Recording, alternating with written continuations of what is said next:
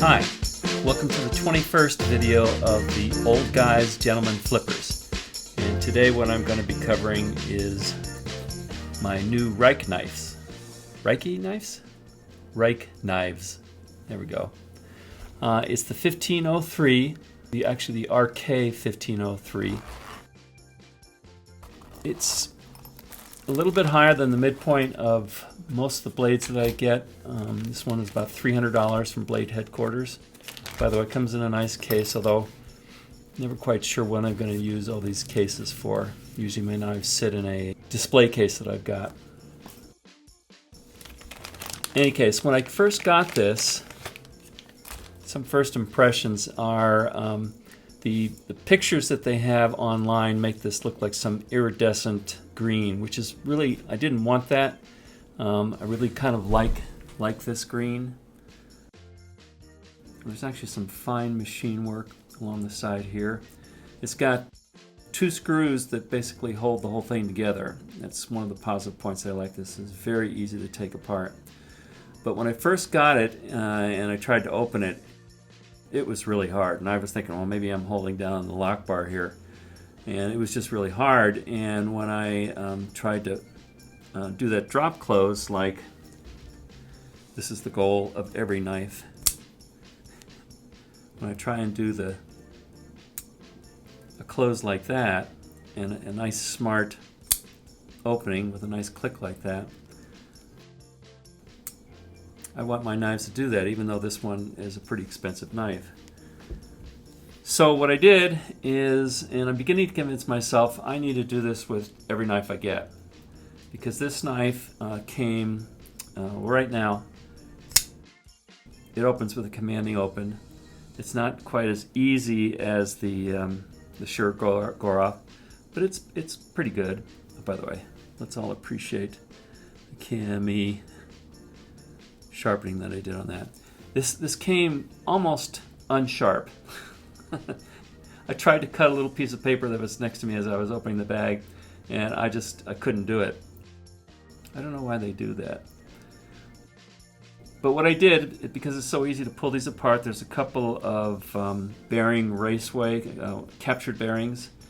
And one of the things that this guy does, and I also noticed it on the Kaiser knife, is they have washers that the bearings sit on, and there's a polished raceway, which I think helps the action of the blade. So now what I did is I oiled it.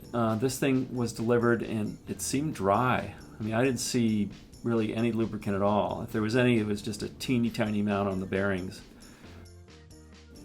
And there. How about that?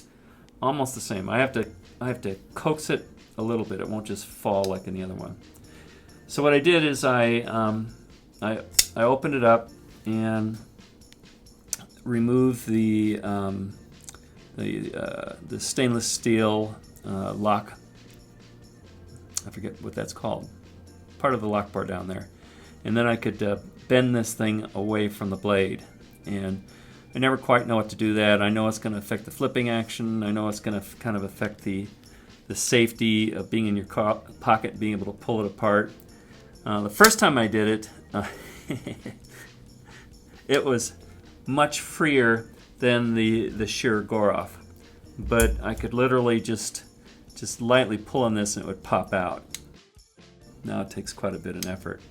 So I've adjusted it back, and I might be happy with this. It may just wear in. In fact, some people have said, don't lube, don't adjust, leave it the way it is, and over time it'll eventually polish under the bearings and be just fine.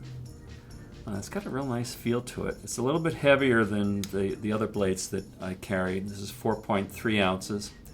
The blade is right in the family of the other ones that I like. It's 3.25 inches with about 3.125 inches of the cutting edge. It's M390 steel. That's the first M390 steel that I've gotten. There's the M390. And it was relatively, I mean, it took me an hour or two to reprofile it and sharpen it like this. but it was definitely a workable steel, and I know it's a good steel for holding an edge, so I'm pretty happy about that. It's a sheepfoot style blade. I've never had one of those before, but this nice action with no recurve, or the nice curve like that, was really easy to sharpen. I appreciated that.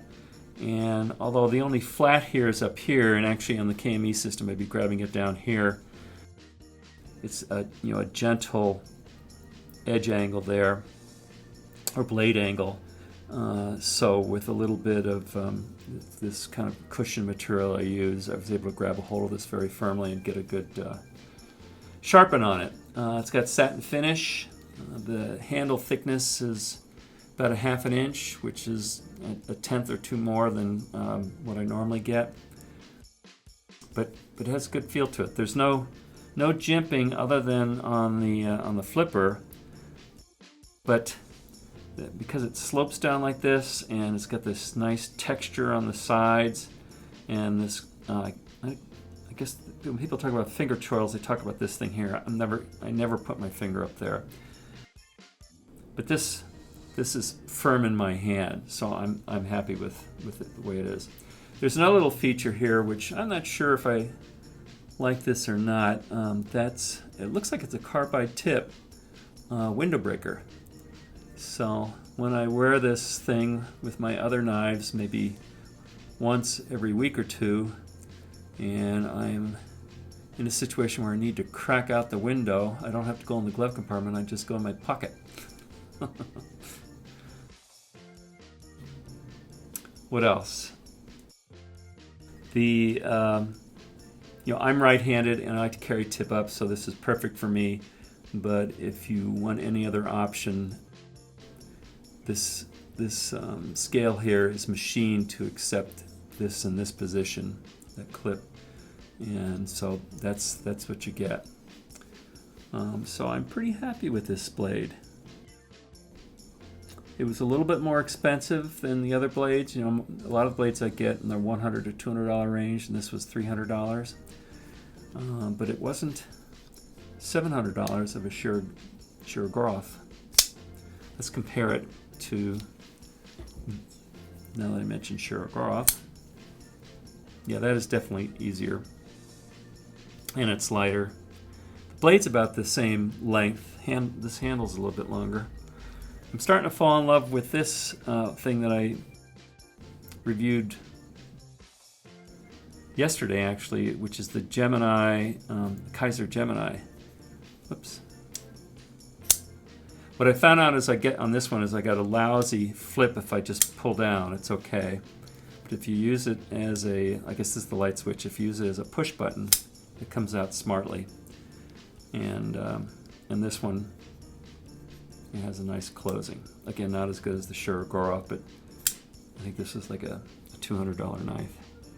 About the same blade size. In this whole family of knives, I like the 0450, excuse me. Nice. I think these guys close fairly well. The problem is it's a lighter blade, but it closes. I don't like to be fumbling around with a knife that I see some people use their fingers to reach over and pull it close. I like the ability to get past the detent and close it. Yep, what was I doing here? And again, the knife blade's about the same. So I guess that's the kind of knife I like, is a gentleman's flipper in this range. And this one behaves somewhat like a Shirogorov in its smoothness. And I kind of like it. So that's it. I hope you got some value out of this. I was holding down the lock bar. Out of this review. And until next time, thank you.